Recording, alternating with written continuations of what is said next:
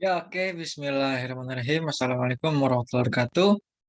Oke, pada kesempatan kali ini saya ingin mempresentasikan dari film yang kelompok kami review dari kelompok 7, film eh, 7 Elang. Nah, kami di sini di kelompok 7 memiliki topik bahasan yang lebih spesifik itu tentang konflik ya.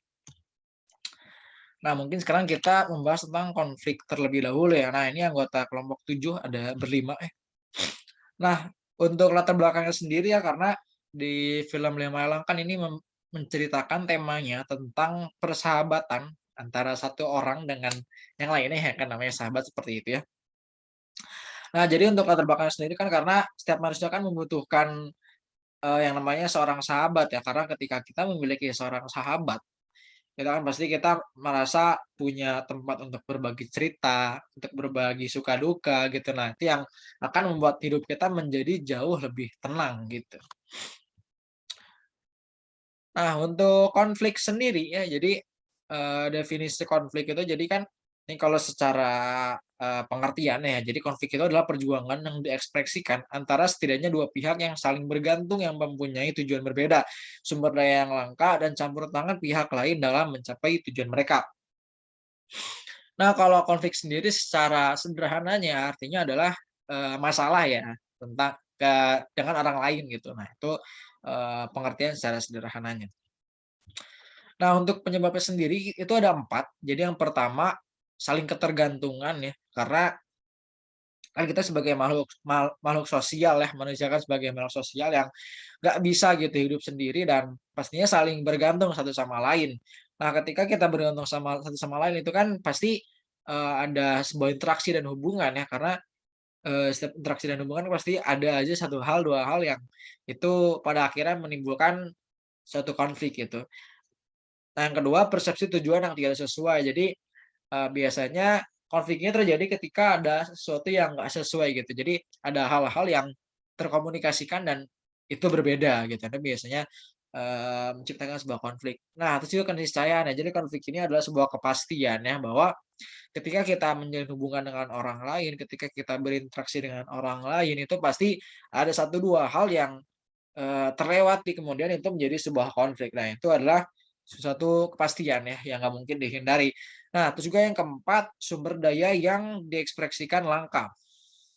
Nah, ini yang bisa, menjadi faktor munculnya konflik ya, karena ketika kita berbicara dengan orang lain, berhubungan dengan orang lain gitu, kita harus bisa melihat orang lain itu seperti apa ketika, kita ingin menjalin hubungan dengan baik, maka kita harus tahu dia ini seperti apa orangnya. Nah, kalau kita mempersepsikannya itu jauh banget sama orang lawan bicara kita, itu pasti nanti bakal, menyebabkan menyebabkan sebuah kebingungan yang akhirnya menjadi sebuah konflik.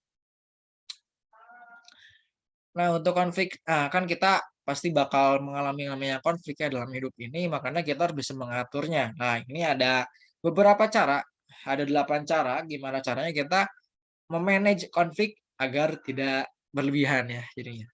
Nah, jadi yang pertama itu, kita harus tahu ya kebutuhan kita itu apa aja. Nah, habis kita tahu, kita bagiin ke semua orang ya.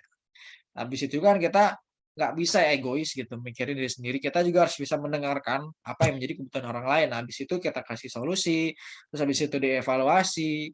Nah, habis itu, eee, yang pasti ya, sebelum dievaluasi kan pasti diterapin dulu ya solusinya, itu penting banget. Nah, habis itu butuh adanya tindak lanjut habis itu ya.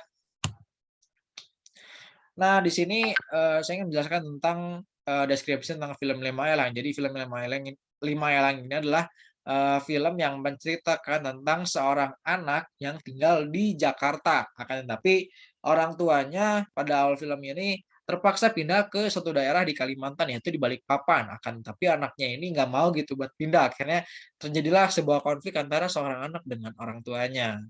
Dan akhirnya dia di sana menemukan di kampungnya di Balikpapan, dia menemukan sahabat-sahabatnya lewat kegiatan pramuka. Nah, mungkin itu, tadi deskripsi singkat tentang film Malang. Nah, untuk konflik yang pertama, itu ada ketika, ingin pindah rumah ya, ketika anaknya, nggak mau pindah rumah, paksa-paksa akhirnya terjadilah sebuah konflik antara seorang anak dengan ayahnya dan ibunya juga. Nah, jadi untuk gaya konflik sendiri ya yang ada di konflik pertama ini yaitu adalah kompromi. Karena anaknya ini kan pasti ada keinginan, orang tuanya ada keinginan yang ini harus dikompromikan dan dikomunikasikan gitu.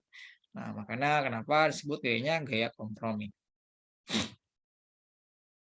Nah, terus untuk konflik yang kedua itu ada ketika sekolah ingin mengikuti lomba dan membutuhkan tim inti pramuka. Nah, dalam masa pencarian tim inti pramuka ini eh, ketua regu tim inti pramukanya mencari orang. Nah, kira ketemulah orang yang tepat. Akan tetapi orang yang tepat ini dia nggak mau gitu ya buat masuk tim inti ini. Padahal dia ini adalah orang yang kompeten dan pada akhirnya orang yang tepat ini itu Baron ya, tokoh utamanya. Dia ini terpaksa buat ikut karena selalu dipaksa-paksa. Akhirnya dia ada konflik ya dengan ketua pramukanya ini.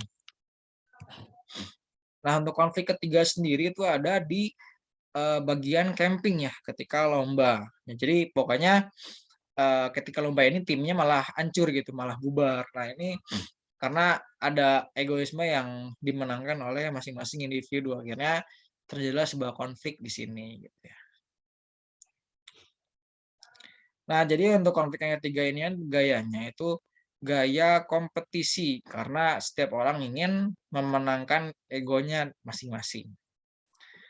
Nah, untuk yang terakhir ya kesimpulannya, jadi ketika kita mengalami sebuah konflik ya kan kita pasti bakal mengalami yang namanya konflik. Nah, ada 3 hal yang harus kita lihat. Jadi yang pertama itu situasinya ya, itu penting banget. Yang kedua orang lainnya, dia ini lagi kenapa, pikirannya gimana, perasaannya gimana segala macam. Nah, itu banyak hal yang harus kita lihat dari sisi orang lain. Nah, yang ketiga itu dari sisi kita sendiri, itu tujuannya kita memiliki tujuan apa gitu. Nah, itu penting ya kita harus mengenali diri kita sendiri. Nah, mungkin segitu aja presentasi dari saya. Semoga bermanfaat. Kurang lebihnya mohon maaf. Sekian. Assalamualaikum warahmatullahi wabarakatuh.